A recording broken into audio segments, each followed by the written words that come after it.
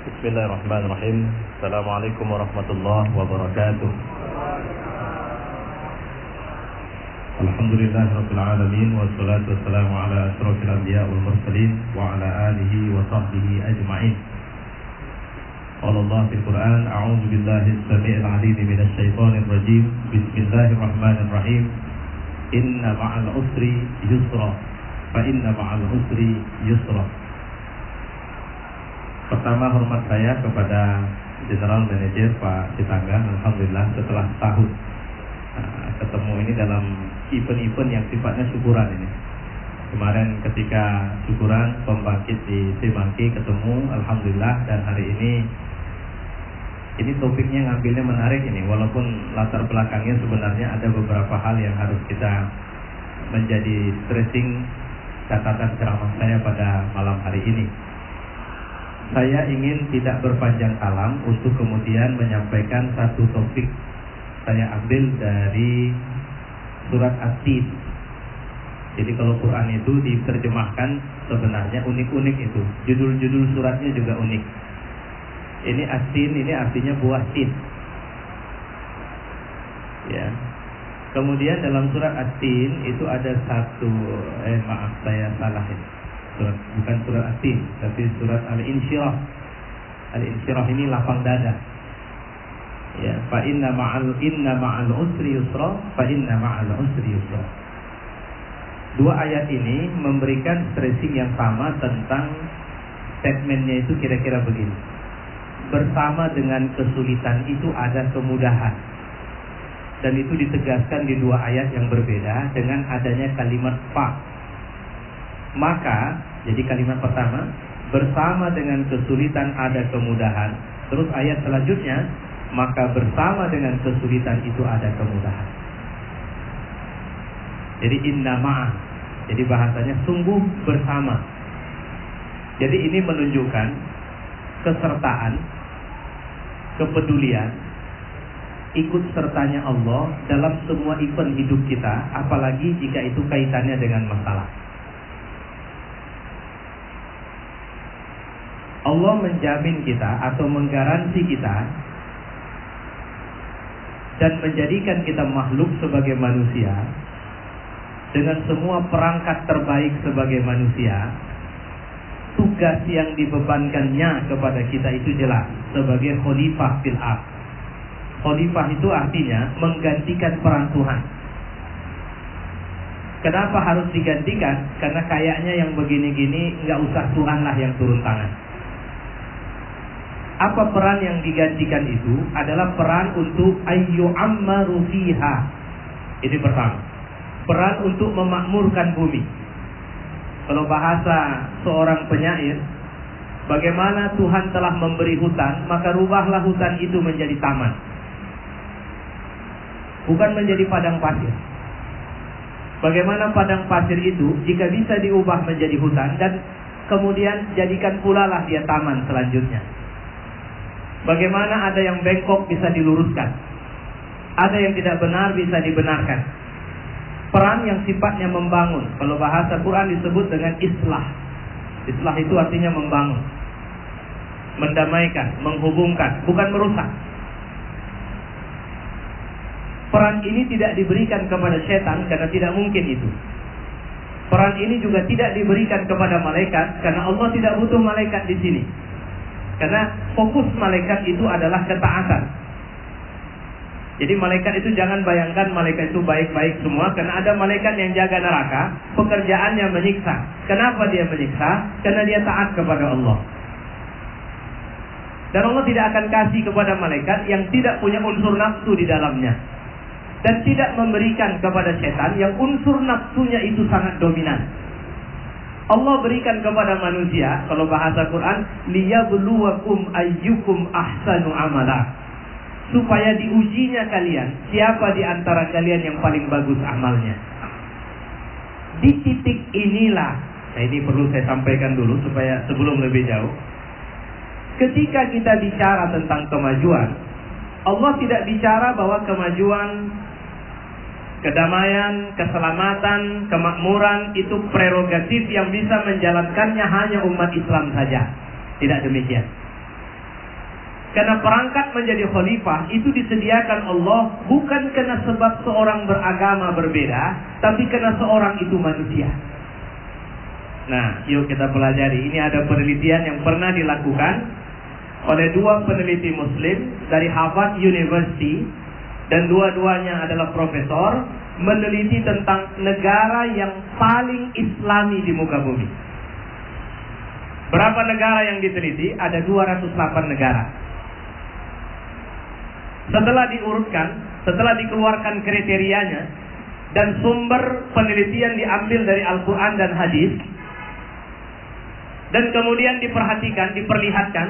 Jadi kira-kira begini, ini negara, pertama sistem pemilihan kepala negaranya. Kedua, bagaimana hubungan antara pemerintah dengan rakyat. Bagaimana pengelolaan negara terhadap sumber daya alam. Dan beberapa kriteria, sampai ada 5 kriteria. Maka muncullah 10 besar. Atau sebelum saya bilang itu, kira-kira menurut Bapak, negara mana yang paling Islami? Ada yang bisa kasih pendapat sama saya? Itu Bapak sudah baca sama seperti saya baca ya. Saya mau tanya yang belum tahu ini dulu. Negara yang paling Islami menurut Bapak Ibu, prasangka dulu. Kira-kira negara mana? Mungkin secara awam orang Islam akan mengatakan Saudi Arabia. Tapi Saudi Arabia dalam penelitian yang dilakukan oleh dua profesor Muslim ini adalah urutan ke-50. Indonesia alhamdulillah urutan ke-104. Urutan pertama adalah New Zealand, Selandia Baru. Berapa jumlah orang Islam di sana? 1,1%. Apa indikator yang menunjukkan betapa akhirnya New Zealand berada di urutan pertama? Seorang yang bercerita kepada saya langsung bahwa dia pernah ke sana. Apa kata dia? Kita taruh mobil di pinggir jalan Pak Ustaz, tidak usah lepas kunci, mobil tidak akan hilang. Kalau Indonesia, kita taruh mobil dalam garasi dengan sepeda motor 2, maka insya Allah sepeda motor bisa hilang, mobil juga bisa hilang. Artinya, bahwa ternyata indikasinya itu tidak terletak pada berapa jumlah orang yang mengaku Muslim, tapi seberapa besar nilai-nilai benar itu diterapkan di negeri itu. Itu yang harus kita bangun atau kita explore di sini. Nah, saya ingin mengecilkan cerita ini tidak dalam skala cerita sebuah negara. Tadi saya sempat bincang dengan Pak JM tentang bagaimana beliau sering pulang kepada kitab suci di saat beliau galau. Saya mengatakan bahwa sebenarnya hari ini ada gerakan besar di seluruh dunia. Orang-orang sudah percaya dan tidak bisa lagi menolak fakta bahwa setiap mereka punya masalah, maka jalur keluarnya itu melalui jalur spiritualitas agama. Para CEO dunia itu adalah orang-orang yang hari ini bangunnya jauh sebelum subuh.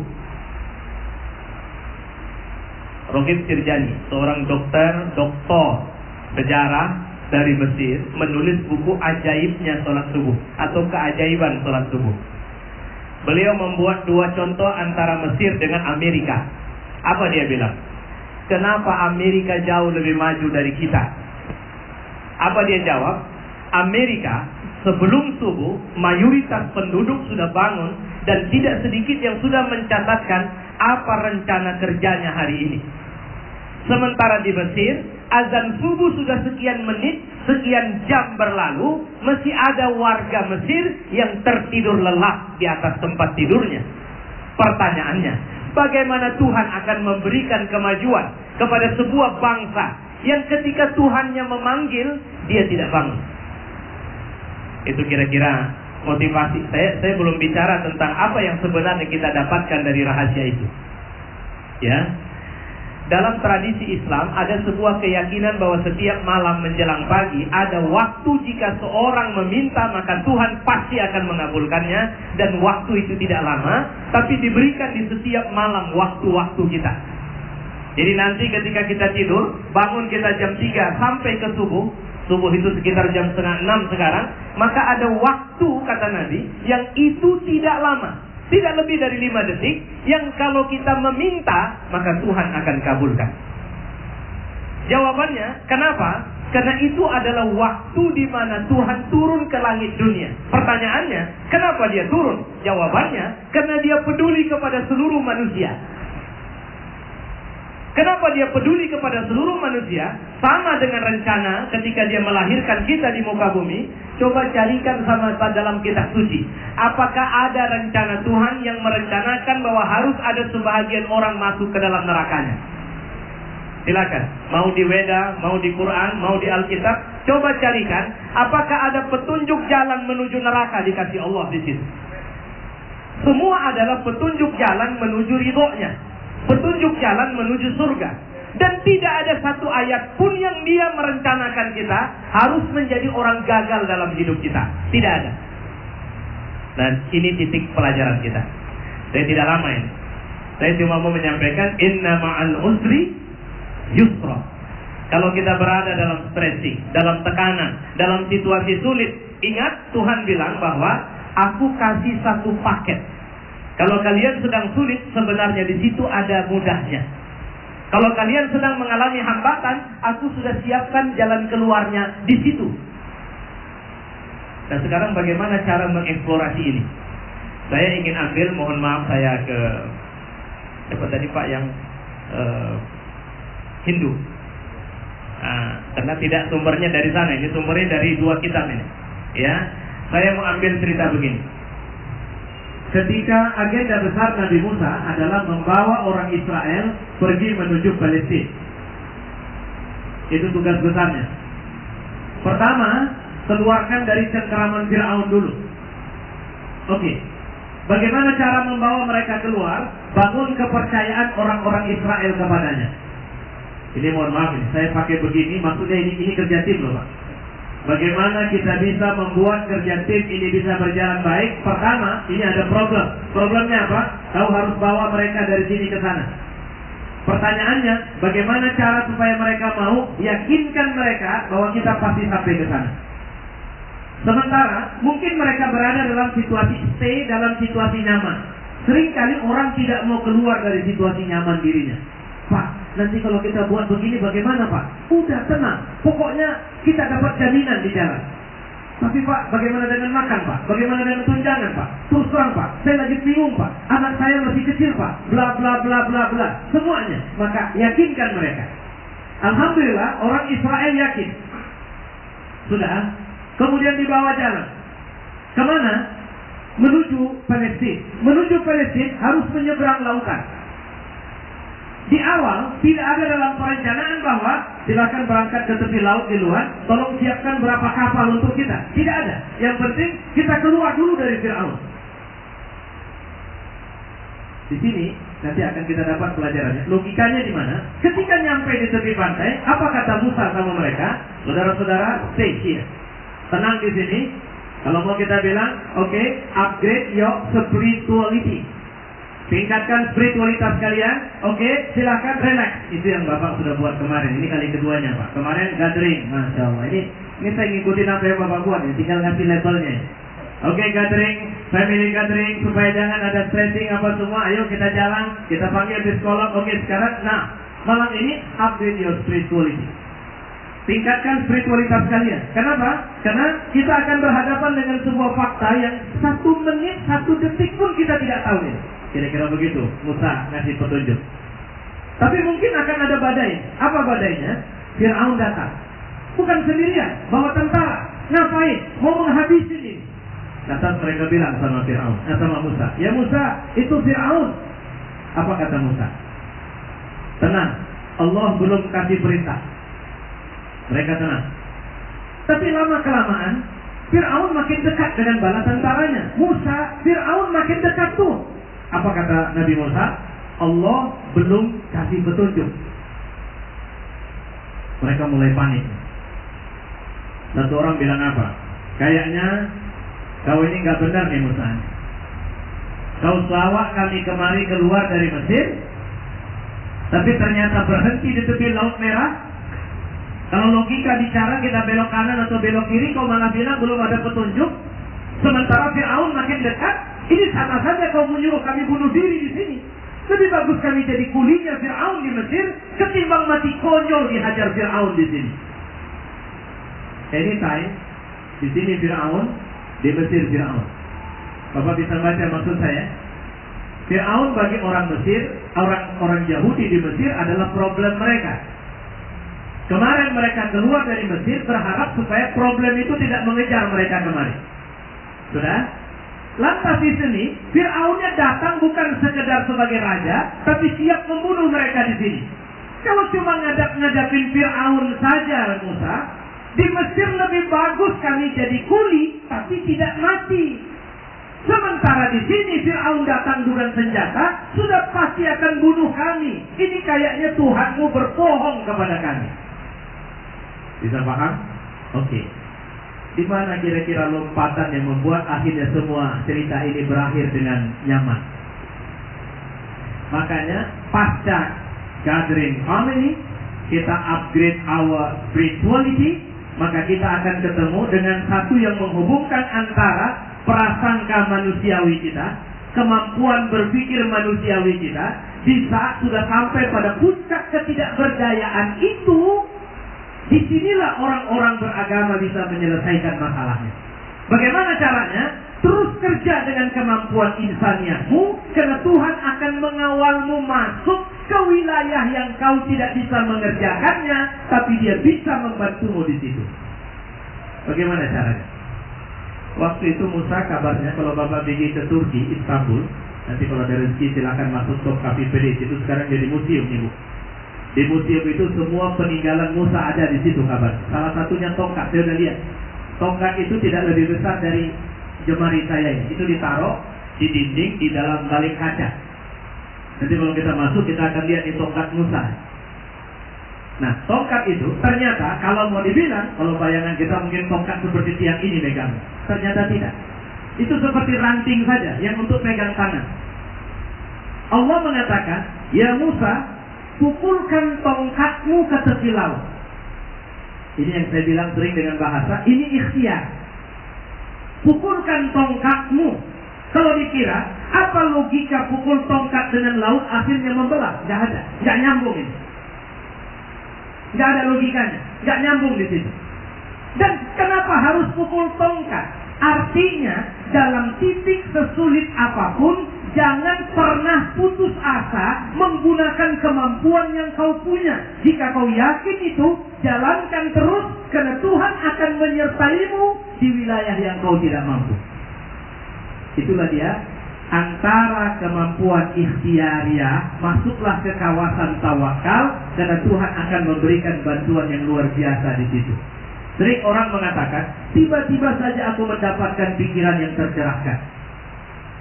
Tiba-tiba saja aku melihat sesuatu yang luar biasa, sehingga apa yang semula sulit, kulihat menjadi mudah. Seorang perempuan yang sudah divonis dia pasti akan meninggal 6 bulan ke depan karena dia terdeteksi HIV positif, AIDS. Lantas dia menceritakan ceritanya bahwa dia dan suaminya sudah divonis dokter.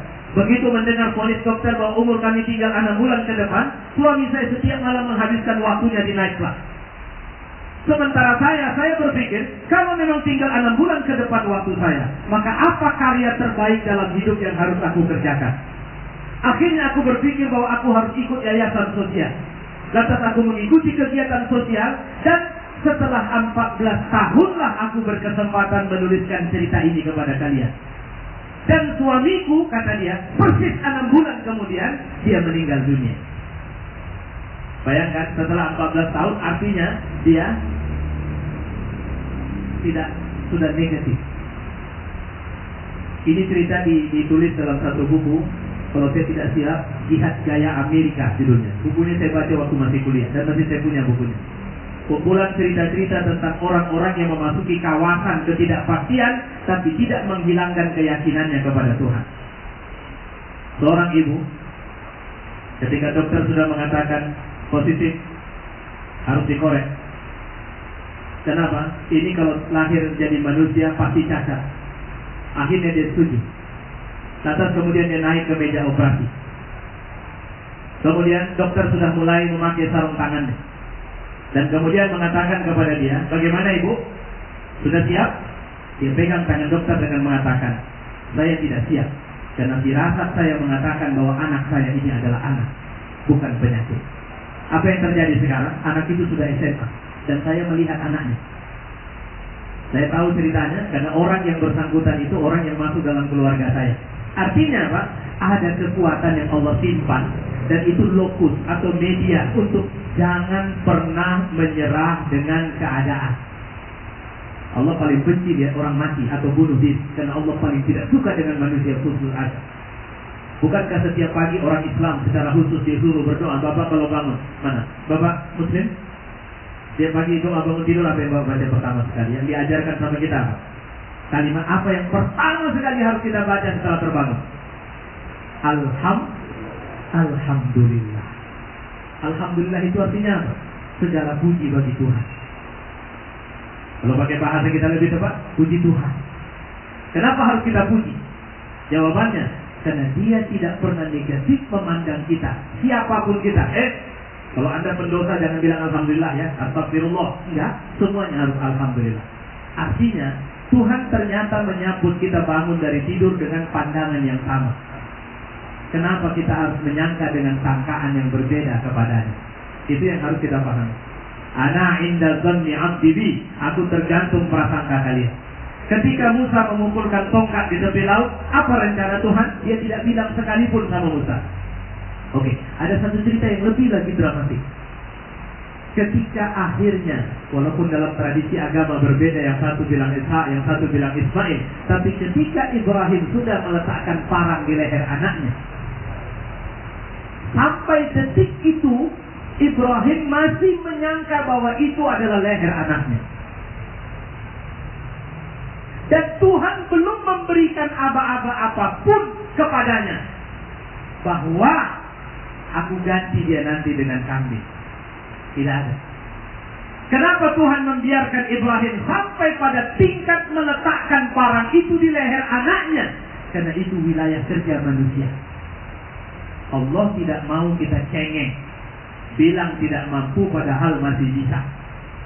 Tapi begitu parang itu mulai mencoba menggesek leher itu, yang terdengar adalah takbir ketika Ibrahim membuka matanya, yang dilihatnya anaknya berada di tempat lain, sementara yang disembelihnya adalah kambing.